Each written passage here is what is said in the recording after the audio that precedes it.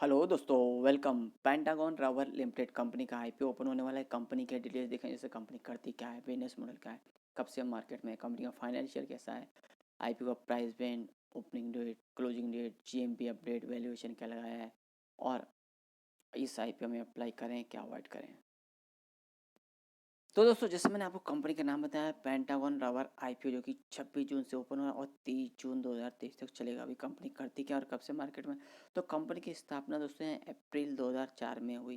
यानी कंपनी का 19 साल से मार्केट में प्रेजेंस है। यानी बोल सकते हैं अच्छी खासी लंबे समय से, 19 साल भी कम नहीं होते हैं। और कंपनी अभी यहाँ क्या करती है, तो कंपनी मैन्युफैक्चरर है। रबर के यहाँ पे बेल्ट बनाती है, इसमें कन्वेयर बेल्ट हुआ, ट्रांसमिशन बेल्ट, रबर शीट और एलिवेटर बेल्ट्स। तो दोस्तों यहाँ पे बेल्ट जो मशीनों में यूज होते हैं, अभी इलेक्ट्रिक व्हीकल है, इसमें भी बेल्ट यूज होते हैं। तो यानी मोटर से कनेक्ट होते हैं बेल्ट, जो कि यहाँ पे मशीन को चलाते हैं। यहाँ आपने देखा होगा जो चक्की रहती है आटा पीसने की, वहाँ पे भी बेल्ट यूज़ होता है। तो ये बड़ी बड़ी मशीनों में, बड़ी बड़ी जगह पे भी बहुत से अलग अलग प्रकार के बेल्ट यूज़ होते हैं। अभी कंपनी का इस मैन्युफैक्चरिंग फैसिलिटी जो कि डेरा बस्सी पंजाब में स्थित है, जो कि चंडीगढ़ से 25 किलोमीटर यहाँ पे दूर है। और कंपनी जो प्रोडक्शन करती है, एक स्टॉक में 21 मीटर का जो कन्वेयर बेल्ट बनता है और ईयरली 300 स्क्वायर किलोमीटर के यहाँ पे कंपनी बेल्ट बना सकती है। इसके लिए कंपनी को अलग अलग स्टैंडर्ड जो तो रहते हैं मिले हुए हैं कंपनी को। यहाँ पे जैसे कि आईएसओ सर्टिफिकेट रहता है, ऐसे अलग अलग सर्टिफिकेट है कंपनी पे। यहाँ पे DIN BS IS ISO SAS BS AS GOST और कैन स्टैंडर्ड, ये सर्टिफिकेट है कंपनी पे। और कंपनी अभी सेल करती है डोमेस्टिक, यानी इंडिया में तो करती है, इंडिया के बाहर भी कंपनी का एक्सपोर्ट है। यहाँ तो यहाँ पे कंपनी पे एक्सपोर्ट मेरिट अवार्ड है और डोमेस्टिक सेल्स अवार्ड दोनों कंपनी के पास हैं। यानी कंपनी को ये अवार्ड मिले हैं। अब जैसे मैंने आपको बोला, 26 जून को आईपीओ ओपन हुआ और 30 जून तक चलेगा। फेस वैल्यू 10 रुपये पर शेयर है। प्राइस 65 रुपये से 70 रुपये पर शेयर है और लॉट साइज 2000 शेयर्स का है। इशू साइज 16.17 करोड़ का है, जो कि टोटल फ्रेश, यानी पूरा पैसा कंपनी के ग्रोथ में उपयोग में लाया जाएगा। Issue type book build issue है। लिस्टिंग NSE एज SME होगा। और यहाँ पे दोस्तों आप रिजर्वेशन देखें तो यहाँ पे QIB कैटेगरी के लिए 50% का और NIS में चेन्नई कैटेगरी बोलते हैं 15% का, रिटेल कैटेगरी के लिए 35% का अलॉटमेंट रखा गया है। टाइम टेबल में 26 जून को आईपीओ ओपन, 30 जून तक चलेगा। 5 जून को अलॉटमेंट होगा। 6 जून को जिन्हें अलॉटमेंट नहीं मिलेगा उनका पैसा रिफंड करना स्टार्ट होगा। और 7 जून को जिन्हें अलॉटमेंट मिलेगा उनके डीमेट अकाउंट में शेयर क्रिएट होंगे। 10 जून को लिस्टिंग है। और दोस्तों यहाँ पे लॉट साइज देखें, हमने से रिटेल इन्वेस्टर कितने अप्लाई कर सकते हैं दोस्तों, मिनिमम 1 लॉट और मैक्सिमम 1 लॉट।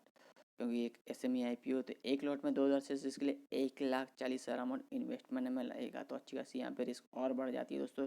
1 लाख भी नहीं, 1.5 लाख के करीब आपका इन्वेस्टमेंट रखने वाला है। HNI कैटेगरी में हम 2 लॉट अप्लाई कर सकते हैं, जिसमें 4,000 शेयर रहेंगे। 2,80,000 अमाउंट इन्वेस्टमेंट में लगेगा।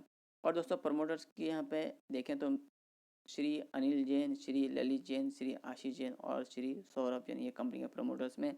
और प्रमोटर्स का आईपीओ के पहले होल्डिंग 100% का, आईपीओ के बाद 70.04% रहेगा। और दोस्तों अभी कंपनी के फाइनेंशियल ग्रोथ देखते हैं कैसे हैं। तो फिगर्स दोस्तों यहाँ पे एक SME IPO लैक्स में ही फिगर है। और मार्च 20, मार्च 21, मार्च 22 और दिसंबर 22 तक, यानी कि मार्च 23 का क्या यहाँ पे आगे फिगर रहेगा, हम अंदाज़ा लगाएंगे। मार्च 20 में कंपनी का एसेट 2,132 लाख का, जो कि मार्च 21 नंबर के 2,588। और मार्च 22 तक 2,800 लाख का।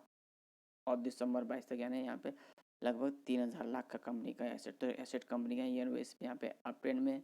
रेवेन्यू ग्रोथ देखें तो मार्च इसमें 1,939 लाख का, जो कि मार्च दिसंबर के 2,319 और मार्च 22 में 3,511। और दिसंबर 22 तक देखें तो यहाँ पे 3,000 के करीब कंपनी का रेवेन्यू है। यानी कि मार्च 23 तक 4,000 के करीब कंपनी का रेवेन्यू ग्रोथ चाहते हुए नजर आएगा। तो रेवेन्यू ग्रोथ यहाँ पे अप ट्रेंड में ईयर ऑन बेस पे यहाँ पे ग्रोथ दर्ज कर रहा है। प्रॉफिट देखें तो दोस्तों यहाँ पे मार्च इसमें 93 लाख का, जो कि मार्च दिसंबर के 110 लाख का। मार्च 22 में 308 और दिसंबर 22 में 215, यानी कि दोस्तों यहाँ पे 300 के करीब ही मार्च 23 में कंपनी का प्रॉफिट जाते हुए नजर आएगा। तो प्रॉफिट इतना नहीं बढ़ा जितना रेवेन्यू ग्रोथ यहाँ पर दर्ज किया है। ओवरऑल देखिए कंपनी का प्रॉफिट यानी ईयर ऑन ईयर बेस पे अप ट्रेंड में। नेटवर्थ यहाँ पे 125 लाख का, जो कि मार्च किस में 245 लाख का, और मार्च 22 में 554, और दिसंबर 22 तक 770 लाख का नेटवर्थ की कंपनी के ईयर बेस पे अप ट्रेंड में। रिजर्व सरप्लस देखे तो दोस्तों यहाँ पे मार्च 20 में 264 लाख का माइनस में था, जो कि कंपनी ने यहाँ पे कवर किया थोड़ा सा कम माइनस में 154 लाख का, और मार्च 22 में जो माइनस में था वो प्लस में फिगर आ गई कंपनी की रिजर्व और सरप्लस की 154 लाख की, और दिसंबर 22 तक 230 लाख का। तो ये दोस्तों हालांकि यहाँ फिगर माइनस में, पर ओवरऑल देखें आप देखें तो यहाँ पे ईयर ऑन ईयर बेस में यहाँ पे कंपनी का रिजर्व सरप्लस बढ़ा है। कर्ज देखें तो कंपनी का कर्ज भी यहाँ पे बढ़ोतरी देखने को मिली। यहाँ 1244 लाख का कर्ज था मार्च 20 से मार्च 21 में बढ़ के 1649, और मार्च 22 तक 1758 लाख का कंपनी का कर्ज देखने को मिला। पर यहाँ पे दोस्तों थोड़ा सा मार्च 22 के मुकाबले दिसंबर 22 यानी मार्च 23 में थोड़ा सा कर्ज कंपनी कम देखने को मिला, 1669 लाख का। ओवरऑल देखें यहाँ कंपनी का कर्ज थोड़ा चिंता का विषय है कि अच्छा खासा कंपनी पे यहाँ पे कर्ज है। कर्ज छोड़े तो दोस्तों देखें यहाँ कंपनी के फाइनेंशियल यहाँ पे यानी अच्छे हैं, पर यहाँ पे कर्ज के देखें तो यहाँ पे कंपनी के फाइनेंशियल यहाँ पे थोड़ा सा नेगेटिव। आईपीओ लाने का रीज़न तो कंपनी को यहाँ पे वर्किंग कैपिटल का रिक्वायरमेंट है, जो आईपीओ का पैसा आएगा उसमें यूज़ करेगी, और जनरल कॉर्पोरेट पर्पज। तो दोस्तों एक ओनली आईपीओ वर्किंग कैपिटल के रिक्वायरमेंट के लिए आ रहा है, तो ये भी बात पूरे से हजम नहीं होती। कंपनी और भी तरीके हैं कंपनी को वर्किंग कैपिटल के लिए, उससे कंपनी वर्किंग कैपिटल अपना बना सकती है, अपनी जो रिक्वायरमेंट है फुलफिल कर सकती है। उसके लिए आईपीओ लाना यानी थोड़ी आश्चर्यचकित बात लगती है। और कंपनी के जो फाइनेंशियल है वो लास्ट ईयर में एकदम से ग्रोथ देखने को मिले। अभी कंपनी में आईपीओ में अप्लाई करें तो कंपनी का एड्रेस हमें पता होना चाहिए। तो डेरा बस्सी मोहाली का एड्रेस है, phone number, email ID, company की और वेबसाइट है, आप और भी यहाँ डिटेल चेक कर सकते हैं। रजिस्टर कंपनी का link, time India private limited, phone number, email ID, register का वेबसाइट, हमें अलॉटमेंट चेक करने के लिए उपयोग पड़ेगा। और वैल्यूएशन मार्जिन देखें तो फाइनेंस 2022 के मुताबिक ईपीएस 5.72 का, पी रेशो 11.36 से 12.24 का है। रिटर्न ऑन नेटवर्थ देखें तो दोस्तों देखिए शानदार है, 55.67% का है। एनएबी 13.86 का है, ये भी शानदार। और आरओसी यहाँ 31.39 का है, अच्छा है। एबिटा 12.02% का है, ये भी देख सकते हैं ग्रोथ दर्ज करनी है। और डेट इक्विटी भी यहाँ पे दोस्तों 317 का, तो यहाँ पे इक्विटी भी कंपनी का बड़ा है। ओवरऑल देखें कंपनी के यहाँ फाइनेंशियल ठीक ठाक नज़र आ रहे हैं, और जो वैल्यूएशन है दोस्तों वो भी यहाँ कंपनी ने यहाँ पे ठीक ठाक ही लगाया है। जीएमपी अपडेट देखें तो दोस्तों यहाँ पे देख सकते हैं, यहाँ पे 22 जून को 5 था कि जो 23 जून को 10 हुआ, और 24 जून को 17, यानी जीएमपी यहाँ पे अप ट्रेंड में बढ़ रहा है। और सब्जेक्ट टू सौदा भी देख सकते हैं, 22 जून को 6,000 था, 23 जून को 17,000, और 24 जून को 27,000 है। तो दोस्तों यहाँ पे जीएमपी बढ़ रहा है, सब्जेक्ट टू सौदा भी बढ़ रहा है। तो अब इस कंपनी का पे हमें अप्लाई करें क्या अवॉइड करें? तो दोस्तों जैसे मैंने आपको बोला कंपनी के यहाँ फाइनेंशियल ठीक ठाक है, पर यहाँ पे कंपनी का कर्ज है वो बढ़ा हुआ है, तो ये माइनस पॉइंट है। कंपनी और जो आईपीओ ला रही है उससे कर्ज पे कुछ भी यहाँ पे इफेक्ट करने नहीं वाली है। ओनली कंपनी यहाँ पे वर्किंग कैपिटल की रिक्वायरमेंट वो फुलफिल करने वाली है। वो भी एक आश्चर्यचकित बात है कि company only working capital requirement के लिए आईपीओ ला रही है। और भी दूसरे तरीके थे कंपनी लोन लेके या बैंक से कुछ क्रेडिट फैसिलिटी लेके यहाँ पे अपना वर्किंग कैपिटल का रिक्वायरमेंट फुलफिल कर सकती थी। और कंपनी जिस बिजनेस में दोस्तों यहाँ पे बेल्ट बनाने की यहाँ पे थे लोकल, बहुत से प्लेयर ऑलरेडी मार्केट में मौजूद हैं, तो यहाँ पे कंपनी का जो कंपटीशन है वो अच्छा खासा है।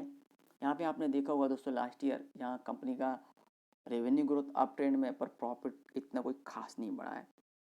और कंपनी इतने लंबे समय सालों से है, तो यहाँ पे भी कंपनी का रेवेन्यू ग्रोथ हुआ, इतना कोई हाई लेवल पे यहाँ पे अप ट्रेंड में नहीं गया। तो यहाँ पे कहीं कंपनी का आगे चल के प्रॉफिट हुआ, और कंपनी का जो रेवेन्यू ग्रोथ है वो एकदम से ग्रोथ देखने को मिले, इतना कंसिस्टेंसी रहे, इतना ऐसा नज़र नहीं आता है। तो यहाँ पे कहीं ना कहीं कंपनी के लॉन्ग टर्म व्यू में यहाँ रिस्क है। पर यहाँ पे दोस्तों जीएमपी थोड़ा अपडेट है, सब्जेक्ट टू सौदा है, तो आप यहाँ इसके लिस्टिंग गेन के लिए आप यहाँ पे रिस्क ले सकते हैं। लॉन्ग टर्म व्यू से मैं आपको फिलहाल यहाँ पे अवॉइड करूँगा इन्वेस्टमेंट करने के लिए। तो दोस्तों और भी आईपीओ आ रहे हैं और भी अपडेट आते रहेंगे। अपडेट के लिए पहले अक्सर सब्सक्राइब